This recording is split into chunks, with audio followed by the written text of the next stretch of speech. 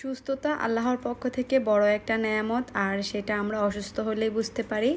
শরীরটা যতই খারাপ থাকুক না কেন, মনটাকে ভালো রাখার একটু চেষ্টা। আসসালামু আলাইকুম, কেমন আছেন? অনেক দিন পর, দীর্ঘ 12 দিন পর আমি আমার পেজে একটা ব্লগ আপলোড করছি। দীর্ঘ 12টা দিন আমি একটু অসুস্থ ছিলাম, প্লাস মনটাও ভালো ছিল না।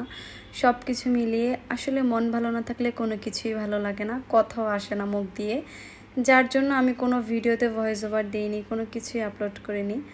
তো এটা ছিল আমাদের সন্ধ্যাবেলা একটা ভিডিওর ক্লিপ। এখানে আমি আর আনাবিয়া বের হয়েছি, দেন আমরা একটু রেস্টুরেন্টে গিয়ে চিকেন খেয়েছি। তারপর আর পাশে আসার সময় আনাবিয়ার জন্য একটা ছাতা নিলাম, যেহেতু এখন বর্ষার সিজন। আনাবিয়া ছাতা খুবই পছন্দ করে, ওর আগের একটা ছাতা ছিল, ওইটাও ভেঙে ফেলেছে, নতুন করে আরেকটা নিয়ে নিলাম। তো এটা ছিল রেড কালার, ছাতাটা খুবই কিউট ছিল মাশাল্লাহ। আর এরপর হচ্ছে আমি একটা শ্যাম্পু আর একটা কন্ডিশনার নিলাম, মানে শ্যাম্পুর সাথে কন্ডিশনারটা ফ্রি ছিল, বাঙালি তো ফ্রি পেলে সবই নেয়। তারপর এখানে আমি বাসায় চলে আসছি। আজকে আমি একটা কন্ডিশনার আর একটা শ্যাম্পু আর হচ্ছে একটা কয়েলের প্লেট বক্স নিয়ে নিলাম। তো এখানে আমি কয়েল রাখবো, যেহেতু আমাদের বাসায় তেমন একটা মশা নেই, কিন্তু আনাবিয়াকে প্রচুর মশা কামড় দেয়, যার জন্য এই কয়েলের বক্সটা নিলাম, যেন সেফলি আমি কয়েলটা ব্যবহার করতে পারি। খুব ভালোই।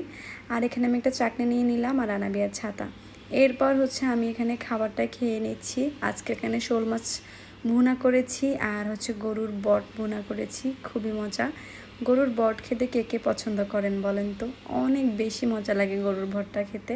দেন আমার গরম ভাত দিয়ে খেয়ে নিলাম। আর এরপর আমার কাছে কিছু ভালোবাসা চলে আসলো। এই গিফটগুলো আমাকে পাশের বাসার আপু দিয়েছে, আমার প্রতিবেশী। তারপর এখানে আমাকে কিছু আচার দিল, আর এখানে শুটকি মাছ ছিল, লইট্টা শুটকি ছিল, আর হচ্ছে চিতল মাছের শুটকি ছিল। তারপর এগুলা দিয়ে ভর্তা বানানো যাবে, ভুনা করা যাবে। দেন আমি রেখে দিলাম। পরের দিন সকালবেলার এই ক্লিপটা ছিল। সকাল হচ্ছে আমি গরুর মাংস রান্না করেছি আলু দিয়ে।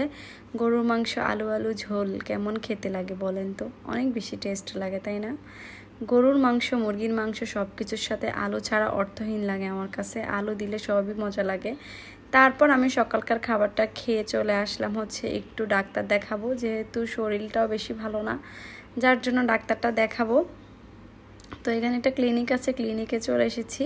আর এখানে এই যে টিকা দেওয়ার জন্য সবগুলো সাইনবোর্ড টানানো হয়েছে। আর এখানে এই যে জরায়ুর মুখে ক্যান্সারের জন্য মহিলাদেরকে টিকা দেওয়া হয়। জরায়ের মুখে ক্যান্সার 11,000 নারী, আর ঝুঁকিতে আছে 5 কোটি নারী। সো আমাদের সবারই সচেতন হওয়া উচিত, আর মেয়েদের এই টিকাটা অবশ্যই দিয়ে দেওয়া উচিত আমি মনে করি। তারপর এখানে হচ্ছে আমি আমার হচ্ছে কিছু ব্লাড নিবে, যেহেতু আমার হিমোগ্লোবিন টেস্ট করব, আরও কিছু টেস্ট আছে। সব কিছু মিলে টেস্টের রিপোর্টটা নিব পরবর্তীতে। এখন আজকে টেস্ট দিয়ে বাসায় চলে আসলাম। নেক্সটে দেখা হচ্ছে। আল্লাহ হাফিজ, আসসালামু আলাইকুম।